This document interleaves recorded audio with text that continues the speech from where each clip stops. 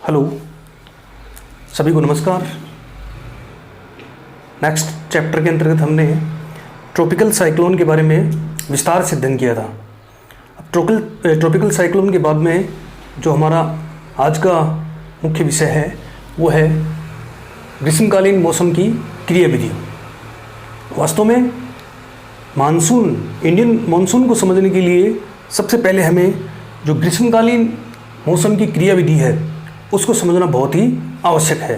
तो आज हम ग्रीष्मकालीन मानसून की उत्पत्ति के लिए जो प्लेटफॉर्म तैयार होता है, यानी कि ग्रीष्मकालीन मौसम में कौन कौन सी ऐसी एक्टिविटी, ऐसी क्रियाविधि होती है जिसके कारण से ग्रीष्मकालीन मानसून है ये भारत की तरफ खिंचा हुआ आता है, आकर्षित होकर भारत की ओर आता है और आम जनजीवन को इससे काफ़ी राहत मिलती है।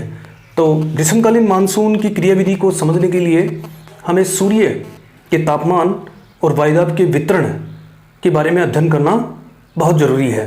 तो जैसे जैसे आपको पता है कि यदि सूर्य का तापमान अधिक है, यदि टेम्परेचर हाई है तो एयर प्रेशर लो होगा। यदि टेम्परेचर हाई है तो एयर प्रेशर लो होगा, और यदि टेम्परेचर लो है, तापमान कम है, न्यून है, तो वायुदाब उच्च होगा। यानी कि तापमान में और वायुदाब में विपरीत संबंध पाया जाता है, क्योंकि हवाएं गर्म होंगी तो हल्की होकर ऊपर उठ जाएंगी। इसी प्रकार से यदि तापमान कम है तो हवाएं भारी हो जाएंगी और नीचे बैठ जाएंगी। उस क्षेत्र में क्या हो जाएगा? घना वायुदाब हो जाएगा। और हवाएं कहाँ चलती हैं? उच्च वायुदाब से न्यून वायुदाब की ओर। जैसा कि हमने ट्रॉपिकल साइक्लोन के अंतर्गत आपको बताया था कि हवाएं हैं वो उच्च वायुदाब से न्यून वायुदाब की ओर आगे बढ़ती हैं।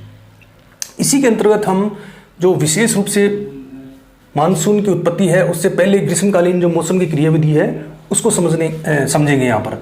तो उसके लिए हम ये बनाते हैं, आपका पृथ्वी का मॉडल है ग्लोब, और ये आपकी है 0 डिग्री जिसको कि विषुवत रेखा कहते हैं। विषुवत रेखा, भूमध्य रेखा, ठीक है। और इससे ऊपर है आपकी ये 23.5 डिग्री उत्तरी अक्षांश, इसको हम कहते हैं कर्क रेखा। और नीचे दक्षिण अक्षांशों के अंतर्गत 23.5 डिग्री दक्षिण अक्षांश में ये आपकी रेखा है, ये वाली रेखा मकर रेखा। तो 0 डिग्री यानी कि भूमध्य रेखा, और भूमध्य रेखा को विषुवत रेखा या भूमध्य रेखा 22 मार्च को सूर्य है वो सीधा चमकता है 22 मार्च को। इसी प्रकार से 23.5 डिग्री उत्तरी अक्षांश रेखा जिसको कि कर्क रेखा कहते हैं, 21 जून को सूर्य सीधा चमकता है। इसी प्रकार से दक्षिण अक्षांशों में 23.5 डिग्री दक्षिण अक्षांश के अंतर्गत आती है आपकी मकर रेखा। यहाँ पर 22 दिसंबर को सूर्य सीधा चमकता है। कुल मिलाकर देखा जाए तो जो न्यून वायुदाब की पेटी है, विषुवत रेखीय या भूमध्य रेखीय न्यून वायुदाब की पेटी, वो 0 से लेकर 23.5 डिग्री उत्तरी कर्क रेखा और 0 से 23.5 डिग्री दक्षिणी यानी कि मकर रेखा पर उत्तरायण और दक्षिणायन होता रहता है। जैसे जैसे सूर्य उत्तरायण होगा, जैसे कि 21 जून को सूर्य कर्क रेखा पर चमकेगा, तो कर्क रेखा पे चमकने के कारण से यहाँ पर अधिक मात्रा में तापमान की प्राप्ति होगी और यहाँ लो प्रेशर का जोन बनेगा। इसी प्रकार से 22 दिसंबर को सूर्य मकर रेखा पर सीधा चमकेगा, तो यहाँ पर टेम्परेचर अधिक प्राप्त होगा और यहाँ लो प्रेशर का बेल्ट बनेगा। तो ये वाला जो क्षेत्र है भूमध्य रेखीय अयनवर्तीय क्षेत्र, यहाँ पर लो प्रेशर का जोन बना रहता है। अब जो सबसे महत्वपूर्ण बात है वो है ITC-Z। इसको समझना आवश्यक है, क्योंकि भारतीय ग्रीष्मकालीन मौसम की जो क्रियाविधि है उसमें ITC-Z वास्तव में है क्या? ITC-Z को समझने के लिए हम यहाँ देखते हैं ITC-Z उष्णकटिबंधीय कन्वर्जन, अंतः उष्णकटिबंधीय अभिसरण अंतः उष्णकटिबंधीय अभिसरण जोन क्षेत्र। सबसे महत्वपूर्ण बात यही है, आपको पूरी की पूरी ग्रीष्मकालीन मौसम की क्रियाविधि समझ में आएगी। अंतः उष्णकटिबंधीय अभिसरण क्षेत्र ITCZ, इसका तात्पर्य यह है कि अंतः उष्णकटिबंधीय अभिसरण क्षेत्र कौन सा होता है, 0 डिग्री से लेके ये जो क्षेत्र है, कर्क और मकर रेखाओं के मध्यम का क्षेत्र है, यहाँ पर न्यून वायुदाब का केंद्र होता है। न्यून वायुदाब का केंद्र इसलिए होता है कि जो उत्तरी अक्ष, यहाँ पर जो गोलाकार रूप से न्यून वायुदाब का केंद्र है और उत्तरी ध्रुवीय क्षेत्रों से यानी कि शीतोष्ण कटिबंधीय क्षेत्रों से और दक्षिणी ध्रुवीय क्षेत्रों से हवाएं न्यून वायुदाब के क्षेत्र को भरने के लिए आगे बढ़ती हैं और ये हवाएं हैं यहाँ गर्म होकर ऊपर उठ जाएंगी, तो यहाँ पर लो प्रेशर का बेल्ट बन जाता है। इसे ही कहते हैं ITCZ, अंतः उष्णकटिबंधीय अभिसरण क्षेत्र, जो कि सूर्य के उत्तरायण और दक्षिणायन होने की स्थिति में आगे पीछे खिसकता रहता है। यानी कि जब सूर्य 0 डिग्री पे होगा, विषुवत रेखा पे होगा, तो जो अंतः उष्णकटिबंधीय ITCZ है वो भूमध्य रेखा के आसपास बना रहेगा। जैसे ही सूर्य उत्तरायण होगा तो कहाँ जाएगा, 21 जून को सूर्य कहाँ जाएगा, कर्क रेखा पर। तो ITCZ का जो केंद्र है, अंतः उष्णकटिबंधीय क्षेत्र का केंद्र है, वो कहाँ बन जाएगा, भारत के ऊपर। ये क्योंकि 21 जून को जो कर्क रेखा है ये कहाँ से जा रही है, भारत के मध्य से जा रही है, और सूर्य यहाँ आ जाएगा 21 जून को, और सूर्य यहाँ चमकेगा सीधा, तो ITCZ का केंद्र भी कहाँ बन जाएगा, तापमान अधिक होंगे तो एयर प्रेशर यहाँ का लो हो जाएगा, और ITCZ का केंद्र कहाँ बन जाएगा, उत्तर पश्चिम भारत में, पश्चिमोत्तर भारत में लो प्रेशर का केंद्र बन जाएगा। इसी प्रकार से सूर्य जैसे जैसे उत्तरायण और दक्षिणायन होगा, ITCZ का जो सेंटर पॉइंट है या केंद्र है वो भी आगे पीछे खिसकता रहेगा। ITCZ है वो 23.5 डिग्री उत्तरी अक्षांश यानी कि कर्क रेखा 21 जून से लेकर 22 दिसंबर मकर रेखा पर जब चमकता है, तो ITCZ का जो केंद्र है वो भी उत्तर में और दक्षिण में होता रहता है। ये बात समझ में आ गई आपको। अब इसी से हम ग्रीष्मकालीन मौसम की जो क्रियाविधि है उसको समझेंगे। अब यहाँ देखिए ITCZ जैसे जैसे ये आपकी 0 डिग्री है, इसको हम कहते हैं विषुवत रेखा। अब विषुवत रेखा से जैसे जैसे ITCZ का पॉइंट है, सेंटर है, वो 5 मई को लगभग पहुँच जाएगा आपके दक्षिण भारत में। दक्षिण भारत में ये जो क्षेत्र है आपका तमिलनाडु है, इसके अलावा ये केरला है और कर्नाटका है, ये वाला क्षेत्र है। यहाँ पर जो 5 मई के आसपास यानी कि मई के प्रथम सप्ताह में जो ITCZ है, ITCZ अंतः उष्णकटिबंधीय अभिसरण का क्षेत्र है, लो प्रेशर है, वो आपका पहुँच जाएगा 5 मई को दक्षिण भारत में। अब 5 मई को जब दक्षिण भारत में पहुँचेगा तो न्यून वायुदाब का केंद्र बन गया, एयर प्रेशर यहाँ का क्या हो गया, लो हो गया, तो चारों तरफ से हवाएं शुरू हो जाएंगी। हवाएं हैं वो इस एयर प्रेशर, लो एयर प्रेशर को भरने के लिए दक्षिण से और उत्तर से हवाएं, चारों तरफ से हवाएं सर्कल बनाती हुई आगे बढ़ेंगी। और इस क्षेत्र में दक्षिण भारत का जो क्षेत्र है 5 मई यानी कि मई के प्रथम सप्ताह में जो हवाएं हैं वो जब हिंद महासागरीय या बंगाली खाड़ी अरब सागर से भी गुजरेंगी, तो जहाँ से गुजरेंगी क्योंकि इनमें दक्षिण से आ रही हैं तो इनमें ह्यूमिडिटी की मात्रा होगी, आर्द्रता होगी, और ये हवाएं हैं, और जैसे ही इस क्षेत्र में पहुँचेंगी अभिसरण होगा। यहाँ पर अभिसरण होने से इस क्षेत्र में वर्षा होगी, इस क्षेत्र में वर्षा होगी। वास्तव में ये वर्षा मानसून के द्वारा नहीं हो रही है, ये जो वर्षा है वो प्राप्त हो रही है ITCZ अंतः उष्णकटिबंधीय अभिसरण क्षेत्र के कारण से। यहाँ पर जो लो प्रेशर बना था उसको भरने के लिए चारों तरफ से हवाएं आती हैं, और हवाएं आएंगी, और इस क्षेत्र विशेष में जब हवाएं एक दूसरे से मिलेंगी तो संघनन होगा, और यहाँ से हवाएं हैं उनमें आर्द्रता की मात्रा होने के कारण से दक्षिण भारत के क्षेत्र में मई के प्रथम सप्ताह में कुछ वर्षा होती है, जिसको मानसून पूर्व की फुहार के नाम से जानते हैं। ये जो होने वाली वर्षा है इसको मानसून पूर्व की फुहार, मानसून पूर्व की फुहार के नाम से इसको जाना जाता है। इस वर्षा को वैसे अलग अलग नामों से जानते हैं, जैसे कर्नाटका और केरल, विशेष रूप से केरल में इसे आम्र वर्षा, केरल में इस प्रकार की मानसून पूर्व की जो ग्रीष्मकालीन वर्षा होती है उसे कहते हैं आम्र वर्षा।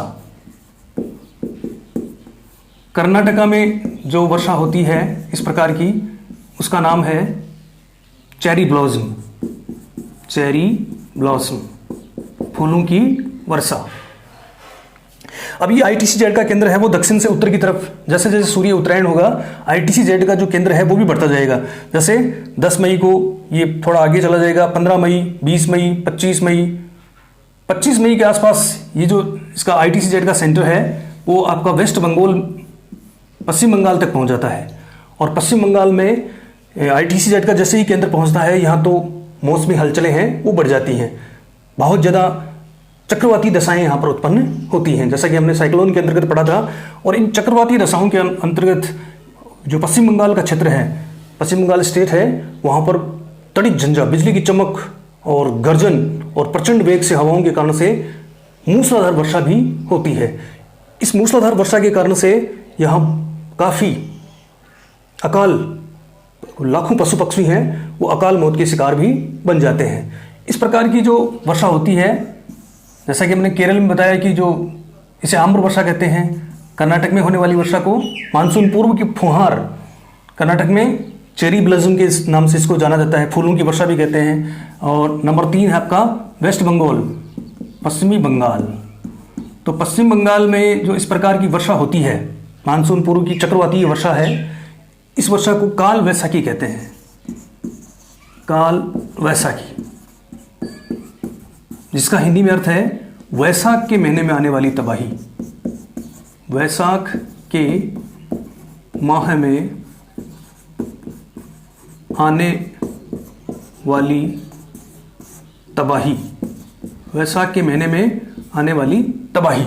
तबाही इसलिए कहते हैं कि अचानक की तेज गति से हवाएं चलती हैं और बहुत ज़्यादा तेज बवंडर के रूप में वर्षा होती है, इससे लाखों पशु पक्षी हैं वो मौत के शिकार बन जाते हैं। इसलिए इसको वैशाख के महीने में, वैशाख के महीने में इसलिए कि ये 25 मई के आसपास वैशाख है और 25 मई के आसपास ये जो ITC-Z का सेंटर है ये वेस्ट बंगाल तक पहुंच जाता है।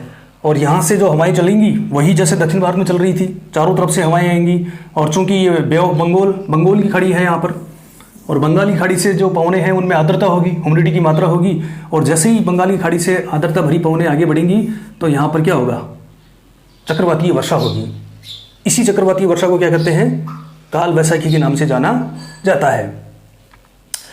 अब जैसे आगे बढ़ेगा मानसून, जो सूर्य है उत्तरायण होते होते कहाँ आ जाएगा, लगभग कर्क रेखा के ऊपर पहुंच जाएगा।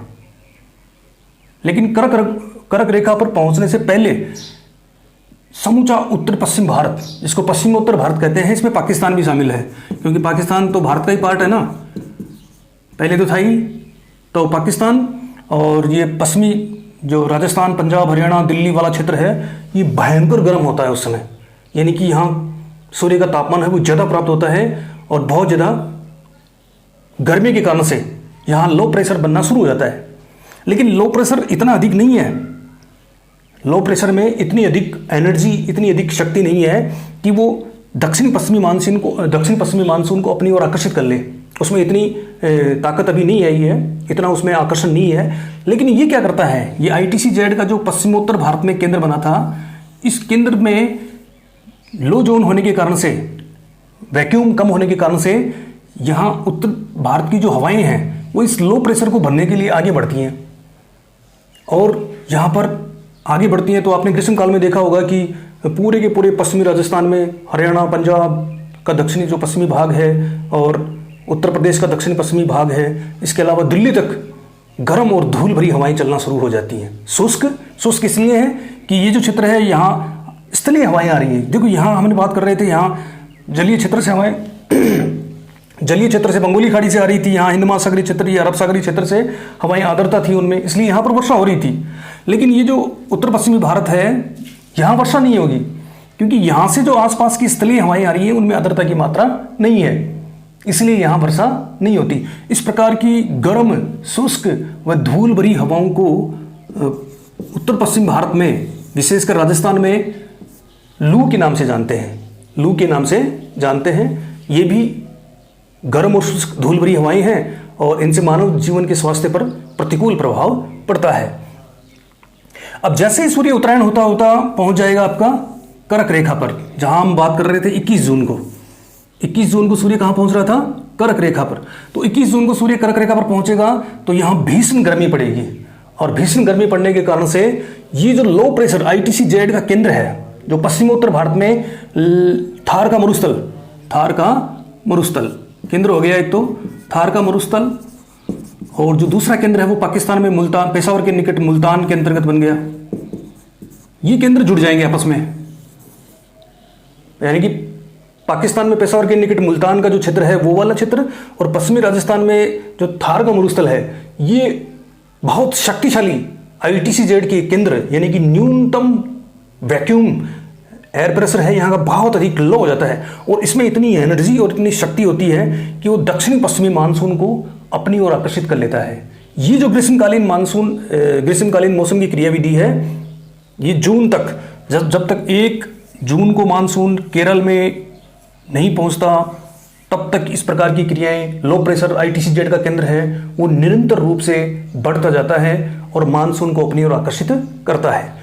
अब इसी के अंतर्गत हम एक छोटी सी जो मुख्य बात है वो ये है कि ITC-Z का जो केंद्र है वो तो शक्तिशाली हो गया, लेकिन जो हवाएं हैं वो किस प्रकार से आगे बढ़ती हैं? हवाएं तो उच्च वायुदाब से न्यून वायुदाब की ओर चलेंगी, और लो प्रेशर ITC-Z का जो केंद्र है, ध्रुवीय क्षेत्रों से हवाएं, शीतोष्ण कटिबंधीय क्षेत्रों से हवाएं हैं वो भूमध्य रेखीय क्षेत्रों की ओर चलना शुरू होती हैं। अब भूमध्य रेखीय क्षेत्रों की ओर जो हवाएं चलेंगी, जैसे कि हम यहाँ इसको समझने की कोशिश कर रहे हैं, ITC-Z का जो सेंटर पॉइंट है वो इसमें, यहाँ देखिए,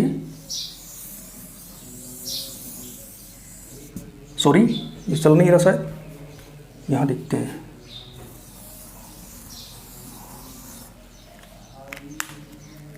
ITC-Z सेंटर पॉइंट,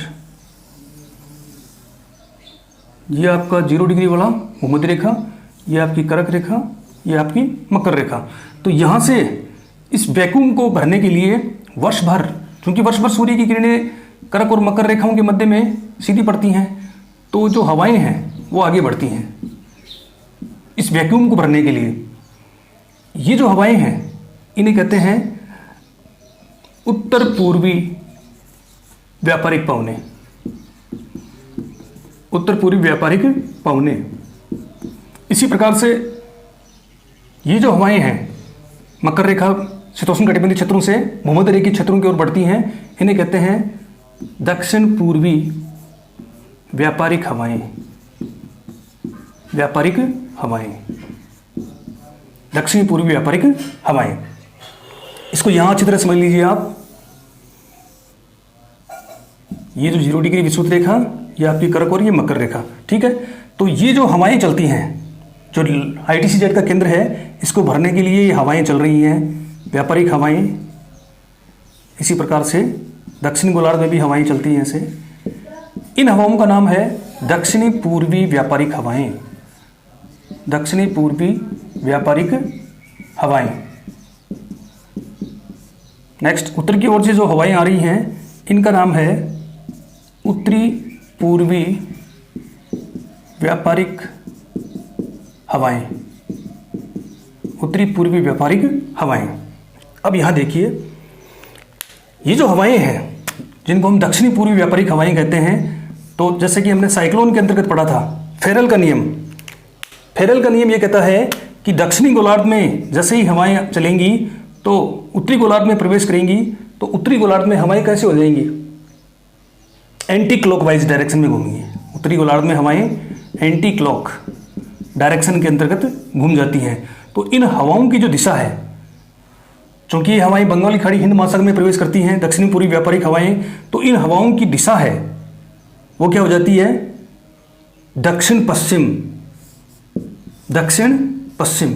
दक्षिण पश्चिमी हवाओं के कारण से ये हवाएं दक्षिणी पश्चिमी मानसून के रूप में आगे बढ़ती हैं, इनमें आर्द्रता होती है, इसीलिए 1 जून के आसपास, 1 जून के आसपास ये हवाएं हैं वो दक्षिण भारत में केरला के तट से टकराती हैं, मालाबार के तट से टकराती हैं, और इसे मानसून का प्रस्फोट कहते हैं।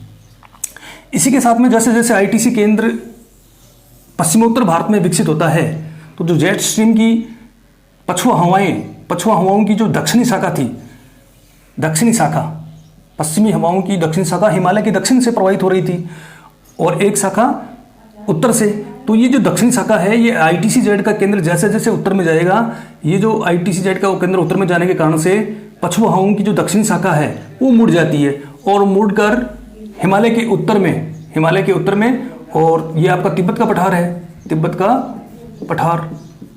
तो हिमालय के उत्तर और तिब्बत के पठार से ये हवाएं हैं वो आगे बढ़ जाती हैं, पछुआ हवाएं। और ITCZ का केंद्र है वो प्रॉपर रूप से पूर्ण एनर्जी के साथ में काम करता है। और ये जो ITCZ का केंद्र है ये दक्षिणी पश्चिमी मानसून को अपनी ओर आकर्षित करता है। तो ये आज हमने पढ़ा कि ग्रीष्मकालीन मौसम की क्रियाविधि के अंतर्गत किस प्रकार का जो क्लाइमेटिक कंडीशन है वो भारत में बनता है। नेक्स्ट चैप्टर के अंतर्गत हम पूरा का पूरा जो मानसून है, मानसून को अलग अलग भागों में बांटेंगे। अरब सागरीय मानसून, बंगाली खाड़ी का मानसून किस प्रकार से भारत में पहुंचता है और वर्षा करता है, इसके बारे में हम नेक्स्ट चैप्टर के अंतर्गत विस्तार से अध्ययन करेंगे। Thank you.